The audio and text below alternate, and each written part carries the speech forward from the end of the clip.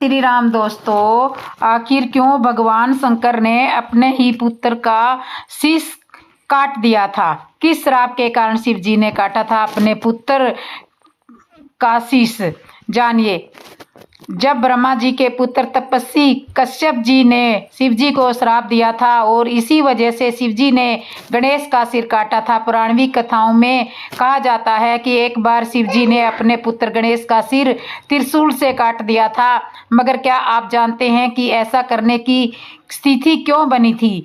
वह क्या श्राप था जिसकी वजह से भोलेनाथ को भी पीड़ा उठानी पड़ी थी? आज हम आपको इसी रहस्य के बारे में बताएंगे। एक बार शिव जी के गण नंदी ने देवी पार्वती की आज्ञा पालन में त्रुटि कर दी थी। इससे नाराज देवी ने अपने शरीर के उपटन से एक बालक का निर्माण कर उसमें प्राण डाल दिए थे और कहा कि तुम मेरे पुत्र हो, तुम मेरी आज्ञा का पालन करना, किसी और की नहीं।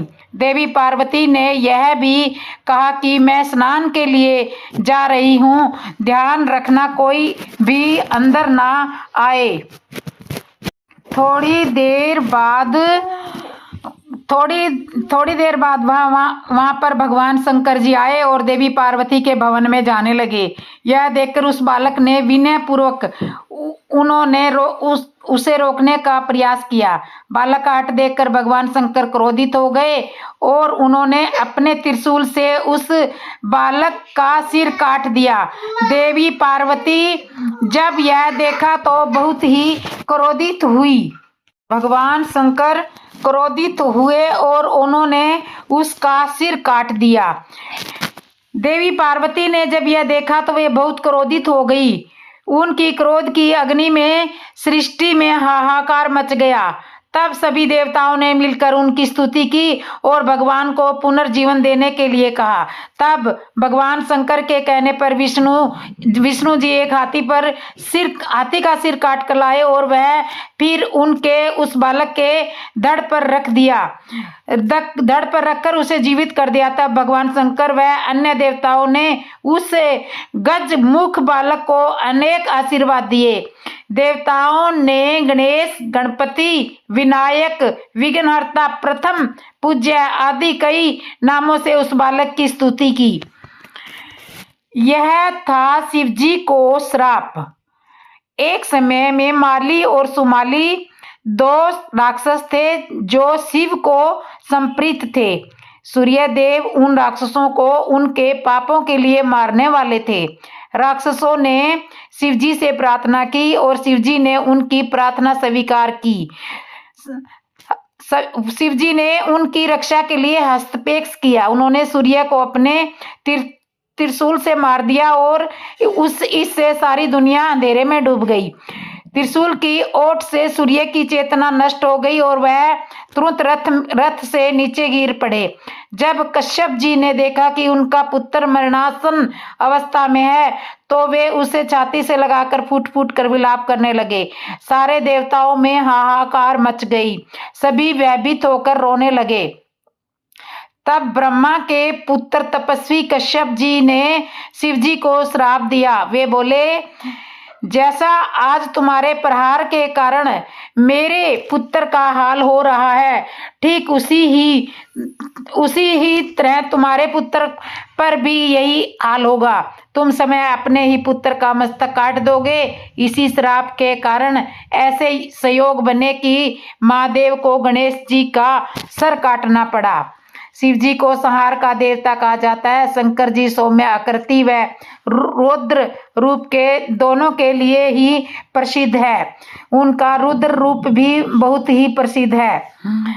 तो रुद्र दोनों के लिए विख्यात है। इन्हें अन्य देवों से बढ़कर माना जाने के कारण महादेव कहा जाता है। सृष्टि की उत्पत्ति, स्थिति व संहार के अधिपति शिव है। त्रिदेवों में भगवान शिव संहार के देवता माने गए हैं। शिव अनादि तथा सृष्टि प्रक्रिया के आदि स्रोत हैं और यह काल महाकाल ही ज्योतिष शास्त्र के आधार है। शिव का अर्थ यद्यपि कल्याणकारी माना जाता है, लेकिन वे हमेशा लय एवं प्रलय दोनों को अपने अधीन किए हुए हैं। राम, लक्ष्मण, सन्नी, कश्यप ऋषि आदि इनके भक्त हुए हैं। शिव सभी को समान दृष्टि से देखते हैं, इसलिए उन्हें महादेव कहा जाता है। शिव के कुछ प्रचलित नाम महाकाल, आदिदेव, विकरात, शंकर, चंद्रशेखर, जटाधारी, नागनाथ, मृत्युंजय, मृत्यु पर विजय, ऋष्यमुख, महेश, विश्रेष, महारुद्र, विषधर, नीलकंठ, महाशिव, उमापति, पार्वती के पति, काल भैरव, भूतनाथ, त्रिलोचन, तीन नयन वाले, शशि भूषण आदि भगवान शिव जी को रुद्र नाम से जाना जाता है। रुद्र का अर्थ है रूत, दूर करने वाला, अर्थात दुखों को हरने वाला। अतः भगवान शिव का स्वरूप कल्याणकारक है। सृष्टाध्यायी के 5वें अध्याय में भगवान शिव के अनेक रूप वर्णित हैं। रुद्र देवता को स्थावर, जंगम, सर्व पदार्थ रूप, जड़, सर्व जाति, मनुष्य, देव, पशु, वनस्पति रूप मान करके सर्व अंतर्यामी भाव एवं सर्वोत्तम भाव सिद्ध किया गया है। इस भाव का अज्ञाता होकर साधक दत्तनिष्ठ बनता है। रामायण में भगवान नाम के कथन अनुसार शिव जी और राम में अंतर जानने वाला कभी भी भगवान शिव का या भगवान राम का प्रिय नहीं हो सकता। शुक्ल यजुर्वेद संहिता के अंतर्गत रुद्र अष्टाध्यायी के अनुसार सूर्य, इंद्र, विराट पुरुष, हरे, वृक्ष, अन्न, जल, वायु एवं मनुष्य के कल्याण के सभी हेतु भगवान शिव के ही स्वरूप है। भगवान सूर्य के रूप में शिव भगवान मनुष्य के कर्मों को भली भांति निरीक्षण कर उन्हें वैसा ही फल देते हैं। आशा है कि संपूर्ण सृष्टि शिव में है। मनुष्य अपने अपने कर्म अनुसार फल पाते हैं। अर्थात स्वास्थ्य बुद्धि वालों को वृष्टि रूप जल, अन्न, जल, आरोग्य, सुख आदि भगवान शिव प्रदान करते हैं और दुर्बुद्धि वालों के लिए व्याधि, दुख एवं मृत्यु आदि का निदान भी शिव जी ही करते हैं। तो वीडियो अगर आपको पसंद आई हो तो कमेंट में जरूर लिखना, और जिसने मेरे चैनल को सब्सक्राइब नहीं किया वो सब्सक्राइब करना, लाइक करना, कमेंट करना और बेल आइकन बटन तो जरूर दबा लेना। बोलो जय श्री राम दोस्तों।